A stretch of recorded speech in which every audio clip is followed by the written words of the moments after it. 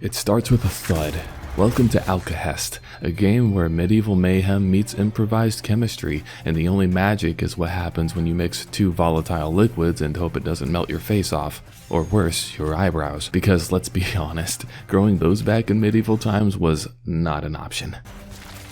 So here's the deal. You're the youngest son of a minor noble, which means you're basically medieval cannon fodder with a title and a really awkward family dinner situation. You're not special. No, you're special, but in the game is not. You're not prophesied, in the game. Nobody's handing you a sword with destiny etched into the hilt. If you want to make something of yourself, you're gonna have to earn it with sweat, blood, and probably some poorly mixed potions that may or may not turn you purple. When the goblins start acting weird near your country's border, and we're talking like really weird, like forming book clubs and discussing their feelings weird, that's your chance to do something noteworthy. Or at least not die trying. The game is called Alkahest, and it's currently in development by Push On, a team of industry vets who apparently looked at Cyprus and thought, you know what?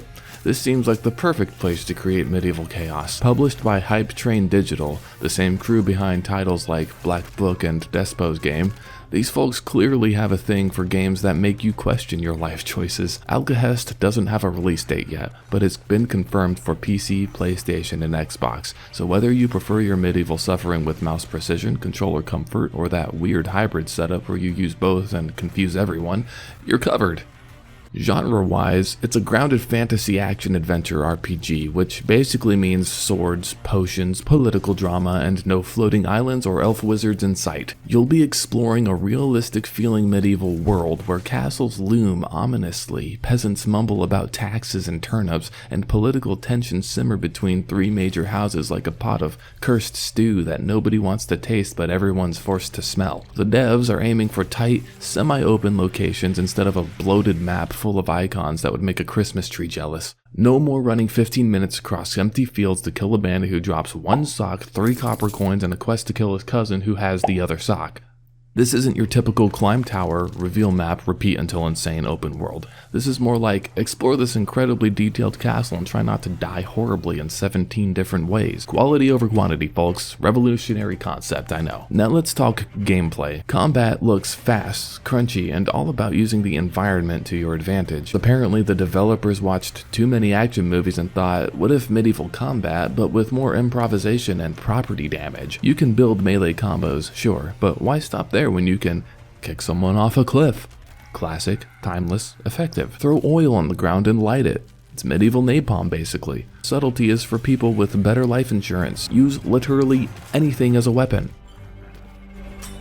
It's giving Dark Messiah of Might and Magic vibes, but with the modern polish we've all been craving since 2006. Remember Dark Messiah? Remember how satisfying it was to kick orcs into spikes? Well, imagine that, but with better graphics and probably more ways to accidentally kill yourself. And then there's the alchemy. Oh boy, the alchemy. You follow recipes, or you don't. You throw the potion at enemies, or you drink it and find out what regret tastes like. Or maybe you sneak it into someone else's pocket and let the chaos unfold while you watch from what you desperately hope is a safe distance. All conjecture. I have no idea if you can actually do that, but oh my god, would that not be cool? But it seems like the game wants you to experiment recklessly, which is honestly the best kind of experimenting. Assuming you enjoy living dangerously and explaining strange stains to your medieval dry cleaner.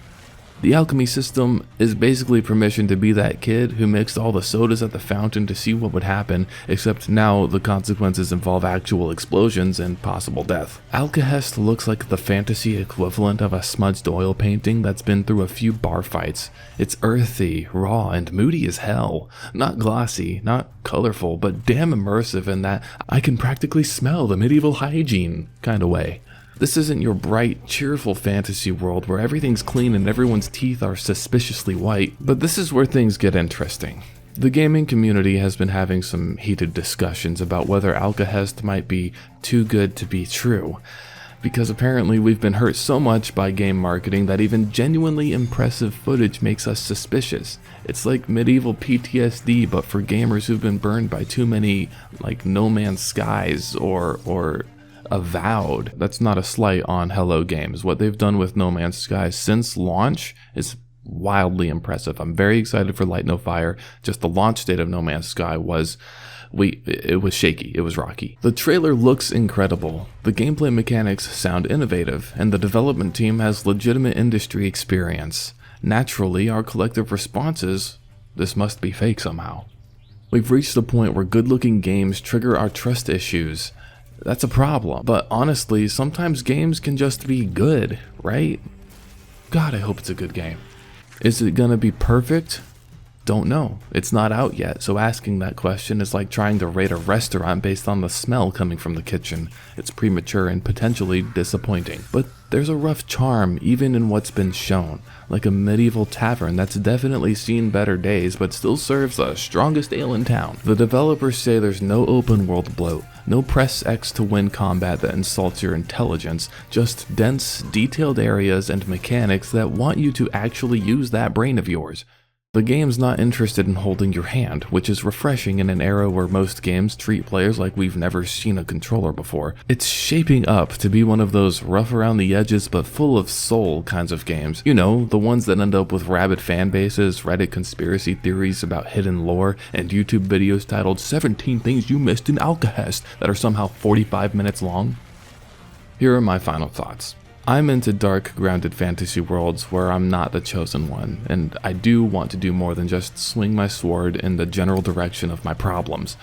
And if you're the same way, then this might be worth watching. If you liked Dishonored's creative problem-solving, Kingdom Come's historical authenticity, Alkahest is promising to be the game where you can finally live out your dreams of being a medieval mad scientist who solves problems through creative violence and questionable chemistry. It's like having a PhD in applied mayhem with a minor in things that probably shouldn't exist but do anyway. So yeah, Alkahest. It's gritty, it's weirdly scientific, it's got more environmental interaction than a physics classroom, and it might just be your next obsession. Either way, something's definitely gonna blow up. The question is, will it be your enemies, your expectations, or just your free time? Place your bets, folks. Medieval science waits for no one, neither do goblin book clubs. My name is Voki. Thank you so much for watching the video, and if you want more of this kind of content from me, please like the video. It's a fantastic indicator. Keep an eye out for my next video. There is another horror game, but this one involves dinosaurs, my biggest fear in the entire world, so you're gonna love it, and I'm probably going to hate it. But you know what? It's worth it. I'll see you there. My name is Voki. Bye guys.